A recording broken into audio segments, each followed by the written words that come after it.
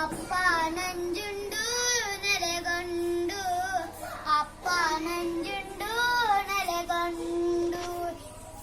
ಬಲಗಾಲಯ್ಯನ ತೇರು ಎಡಗಾಲಯ್ಯನ ತೇರು, ಬಲಗಾಲಯ್ಯನ ತೇರು ಎಡಗಾಲಯ್ಯನ ತೇರು.